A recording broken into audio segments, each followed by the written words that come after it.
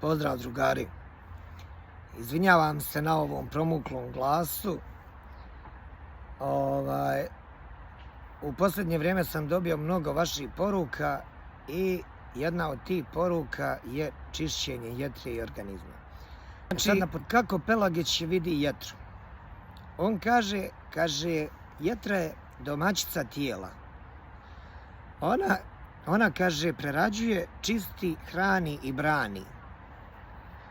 Ko zanemari jetru, sam sebi, kaže, bolest priziva.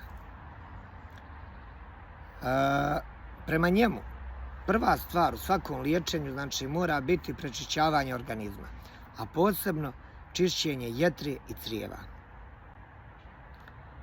Sad, zašto je čišćenje jetre jako važno? Znači, prvo, sprječava nakupljanje žuči. Žuč znači vodi ka kamenu, upalama, slabostima varenja i tako dalje.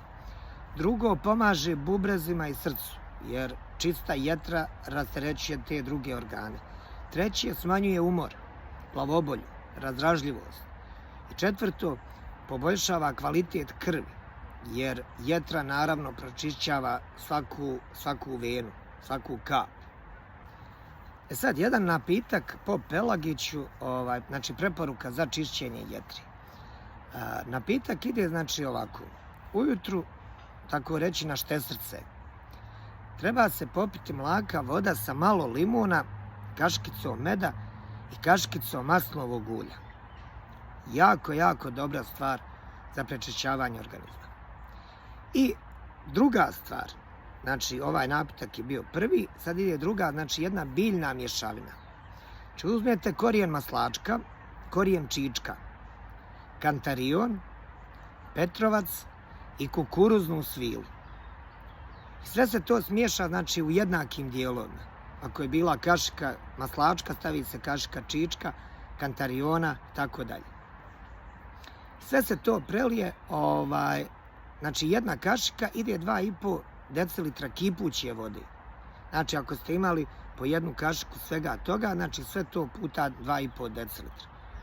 Poklopi se 15 minuta, ostavi se, procijedi se i pije se 3 puta dnevno prije jela po jednu šolju.